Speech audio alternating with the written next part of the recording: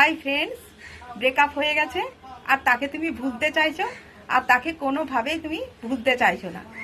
তো তুমি যদি তার সাথে ঝগড়া করেছো, খারাপ কথা বলেছো, সিন ক্রিয়েট করেছো, তুমি তাকে সোজা ক্ষমা চেয়ে নাও। তাকে ক্ষমা চেয়ে নাও। সে যদি তোমাকে ক্ষমা করে দেয়, ব্যাপারটা মিটিয়ে সব ঠিকঠাক করে নাও। আর সে যদি তোমাকে ক্ষমা না করে, তখন তুমি নিজের মনকে বোঝাও যে আমি তো তাকে ক্ষমা চেয়েছি, তো সে আমাকে ক্ষমা করেনি, এটা তার ব্যাপার। আর তুমি নিজের কাজে মন দাও আর এগিয়ে যাও। আর তুমি হয়তো কিছুই করনি, তবু সে তোমার সাথে ব্রেকআপ করে নিয়েছে, তো তখন তুমি নিজের মনকে বোঝাও যে এই দোষটা কিন্তু তোমার না, এই দোষটা কিন্তু তার মানসিকতার। কেননা সে একজনের সাথে খুব বেশি দিন থাকতে পারে না। ওই জন্য তুমি তোমার মনকে বোঝাও যে তুমি অনেক মূল্যবান, তোমার অনেক মূল্য আছে, আর তোমার মূল্যটা সে বুঝতে পারলো না। কেননা যে যেমন হবে সে তার মূল্যটা সেই বুঝতে পারে যে তুমি অনেক মূল্যবান। সে তোমাকে তোমার মূল্য না বুঝতে পেরে সে তোমাকে ছেড়ে দিল। ওই জন্য নিজেকে কখনো ছোট ভাববে না আর নিজেকে কখনো দোষ দেবে না যে আমার এই দোষ ছিল সেই জন্য সে আমাকে ছেড়ে দিয়েছে। এটা তোমার দোষ না, বললাম তো, এটা তার মানসিকতার দোষ। সে একজনের সাথে খুব বেশি দিন থাকতে পারে না, সেই জন্যই তোমাকে ছেড়ে দিয়েছে সে। আর তুমি তার কথা ভাবা বন্ধ করো। যে মা বাবা তোমার জন্ম দিয়েছে, সে মা বাবার উপরেও তোমার অনেক দায়িত্ব আছে। তোমার ভাই বোনেরা আছে, তোমার যে ছোট ছোট ভাই বোনেরা আছে তাদের জন্য তোমার কিছু দায়িত্ব আছে। সে সে সে এই কথাটা বলা বন্ধ করো নিজের মনকে, যে সে সে আসার আগে তোমার জীবন কি ছিল। তোমার মা বাবা অনেক কষ্ট করে তোমাকে বড় করে তুলছে, তো সে সে সে সে কে সে সে এসেছিল, সে তোমার লাইফ থেকে চলে গেছে। সেই একটা মানুষ কি তোমার জীবনটাকে পাল্টে দিতে পারে?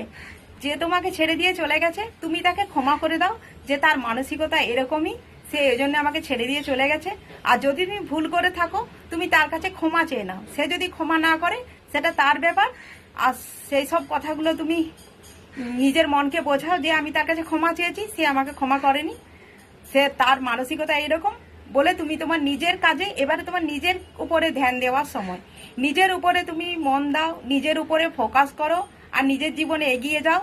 তুমি তোমার কেরিয়ার, তোমার এডুকেশন, সেদিকে মন দাও। তুমি তোমার যে কাজগুলো তার সাথে সম্পর্কে, রিলেশনশিপে যখন তুমি ছিলে, তুমি যে কাজগুলো করতে পারতে না, বন্ধুদের সাথে তুমি মিশতে পারতে না, তুমি এটা করতে পারতে না, তুমি ওটা করতে পারতে না, তোমার এখানে কল করা যাবে না, তোমার ওখানে কল করা যাবে না, তোমার এখানে এই করা যাবে না, তুমি এবারে ফ্রি হয়ে গেলে। তুমি ফ্রি হয়ে যে তুমি একটা ফ্রি লাইফ পেলে এবং নিজের কাজে এগিয়ে যাও। নিজের যা মনে হয় সেটা করো। গান করতে ইচ্ছা করে গান করো, খেলতে ইচ্ছা করে খেলো, তোমার বন্ধুদের সাথে সময় কাটাতে ইচ্ছা করে সেটা তুমি করতে পারো। এইসব করে তুমি তোমার ফ্রি লাইফে তুমি একদম এগিয়ে যাও। যে চলে গেছে তার কথা ভুলে যাও, তাকে তার মতো করে থাকতে দাও, তার উপরে রাগ করা বন্ধ করো। সবার আগে তাকে ক্ষমা করে দাও আর নিজেকে ক্ষমা করে দাও যে আমি এই করেছিলাম, আমি সেই করেছিলাম। যেটা পাস্ট, পাস্ট ইজ পাস্ট। যেটা পাস্ট হয়ে গেছে সে কথা ভুলে যেয়ে নিজের জীবনে এগিয়ে যাও। তাকে এটাই বোঝানো, তোমার মূল্য বোঝানোর আর তাকে ভুলে যাওয়ার একটাই রাস্তা। তুমি নিজের কাজে মন দাও, নিজেকে বিজি করো, নিজের কেরিয়ার, নিজের এডুকেশনে মন দাও, নিজের বাবা মার প্রতি যত্নবান হও।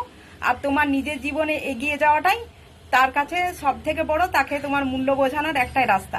আর তোমাদের যদি ব্রেকআপ নিয়ে বা কোনো রকম মোটিভেশনাল ভিডিও তোমাদের মনে হয় যে আমাদের দরকার, তো তোমরা আমাকে কমেন্টে জানাবে।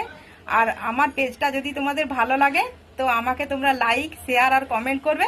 আর আমাকে তোমরা সাবস্ক্রাইব করবে আর আমার পাশে তোমরা একটু থাকবে।